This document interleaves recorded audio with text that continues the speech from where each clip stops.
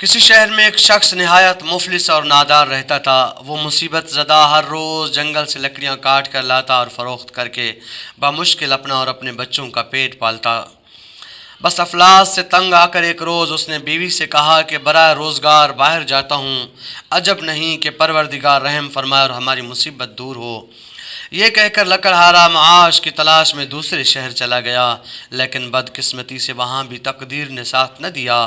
ہر وقت دل میں سوچتا کہ کچھ پیسے ہو جائیں تو اپنے شہر جاؤں اور بال بچوں کی خبر لوں، لیکن کچھ نہ ہو سکا۔ اسی فکر و پریشانی میں 12 سال گزر گئے اور اسی عرصے میں نہ تو اس نے بال بچوں کا کچھ بھیجا اور نہ ان کی کوئی خبر لی۔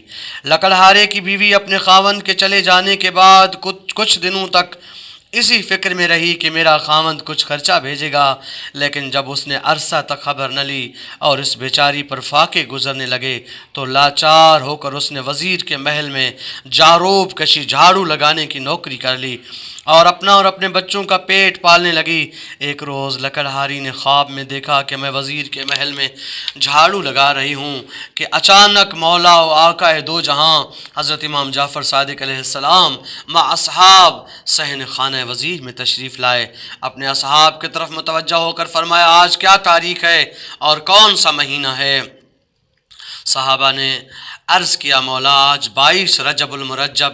تب حضرت نے اپنی زبان معجز بیان سے ارشاد فرمایا کہ کوئی شخص کسی بھی مشکل میں مبتلا ہو یا کسی ایسی سخت حاجت نے پریشان کر رکھا ہو، حسب دستور 1.25 سیر میدا کی پوڑیاں پکا کر 2 کنڈوں میں رکھ کر ہمارے نام کی نظر 22 رجب المرجب بوقت صبح دلوا کر حق سبحانہ تعالیٰ کی بارگاہ میں ہمارے واسطے سے اپنی حاجت طلب کرے۔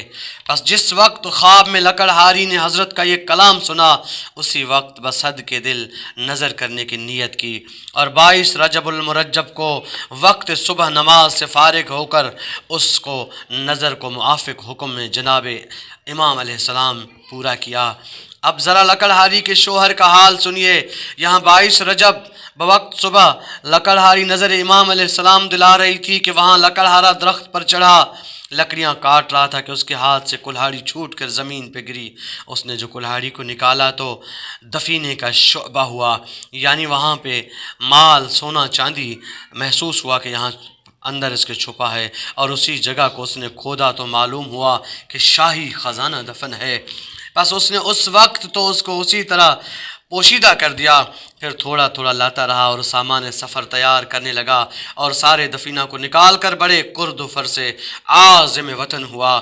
اپنے رہنے کے لیے ایک عالی شان مکان بنوایا اور اپنے بیوی بچوں کے ساتھ آرام سے زندگی بسر کرنے لگا۔ ایک روز لکڑہاری نے اپنے خاوند سے سرگشت بیان کی۔ جب اس نے مہینے کی تاریخ اور وقت بتلایا تو وہی وقت اور وہی دن تھا 22 رجب المرجب کہ جس دن اس نے دفینہ نکالا تھا۔ ایک روز وزیر اعظم کی بیوی بالا خانے پر یعنی چھت کے اوپر کھڑی تھی، ہوا خوری کر رہی تھی کہ اس کو ایک عالی شان مکان نظر آیا۔ اس نے اپنی کنیزوں سے پوچھا، یہ کس کا گھر ہے؟ کنیزوں نے بتایا کہ اس لکڑہاری جو آپ کے گھر جاروب کشی پر ملازم تھی۔ یہ سن کر وزیر اعظم کی بیوی نے لکڑہاری کی بیوی کو بلایا اور مفصل حالات پوچھے۔ اس نے حال تمام بیان کر دیا۔ وزیر اعظم کی بیوی کو یقین نہ آیا۔ اس نے بولا، تم نے کہیں نہ کہیں سے چوری کی ہے یا میرے گھر سے؟ وزیر کی بیگم تو یہ خیال فاسق دل میں لانا تھا کہ اسی وقت وزیر اعظم پر مصیبت آئی کہ وزراء میں ایک وزیر اس کا دشمن تھا۔ اس نے موقع پا کر بادشاہ سے وزیر اعظم کی چغلی کی۔ اس نے غبن کیا ہے، حضور عالی جناب اسے طلب فرمایا، اور بادشاہ نے اسی وقت اس وزیر اعظم کو جس کی بیوی نے دل میں مولا جعفر صادق علیہ السلام کے نیاز کے بارے میں غلط بیانی کی یا غلط سوچا، اس کے شوہر کو طلب کیا۔ وزیر اعظم حساب نہ دے سکا، چنانچہ بادشاہ غضبناک ہو گیا۔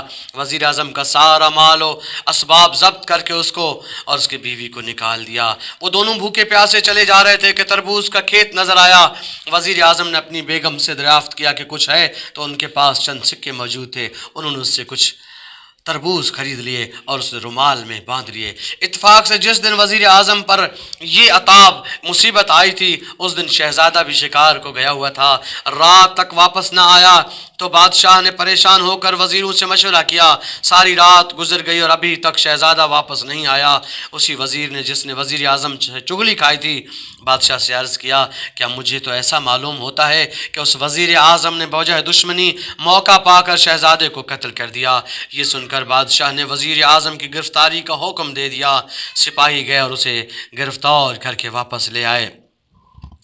بس ان کے پاس تربوزہ موجود تھا، اسی حالت میں گرفتار کیا گیا۔ بادشاہ نے دیکھا کہ رومال میں سے خون جھلک رہا ہے اور رومال کھول کر دیکھا گیا تو شہزادے کا سر نظر آیا۔ بادشاہ اپنے بیٹے کا سر دیکھ کر رونے لگا اور حکم دیا کہ رات بھر وزیر کو قید میں رکھو، صبح اس کو قتل کر دیں گے سب کے سامنے۔ وزیر اعظم اور اس کی بیوی جیل خانہ بھیج دی گئے۔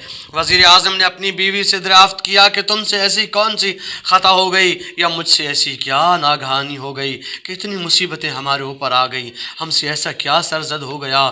بس اسی پر وزیر اعظم کی بیگم نے لکڑہارے کا قصہ من عن بیان کیا اور کہا مجھے اس نظر کا حکم امام جعفر صادق کا یقین نہ آیا تھا۔ وزیر اعظم نے اپنی بیوی سے کہا اس سے بڑھ کر اور کیا ہوگا کہ تو نے امام جعفر صادق کے حکم کو جھٹلایا۔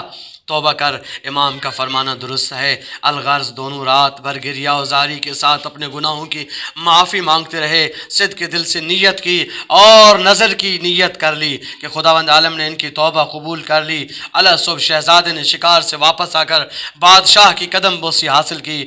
بادشاہ نے شہزادے سے دریافت کیا اے نور چشم تم اپنے عرصے سے کہاں تھے اتنا ٹائم؟ عرض کیا حضور شکار نہ ملنے کی وجہ سے میں نے باغ میں قیام کیا تھا۔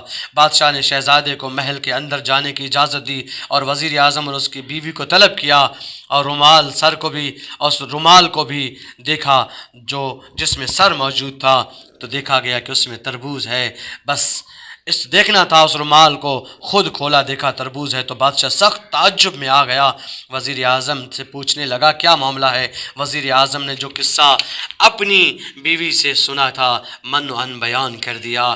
یہ سن کر لکڑہارا اور لکڑہاری کو طلب کیا اور ان سے حالات پوچھے، انہوں نے تمام قصہ بیان کر دیا، جس کو سن کر بادشاہ بصدق دل ایمان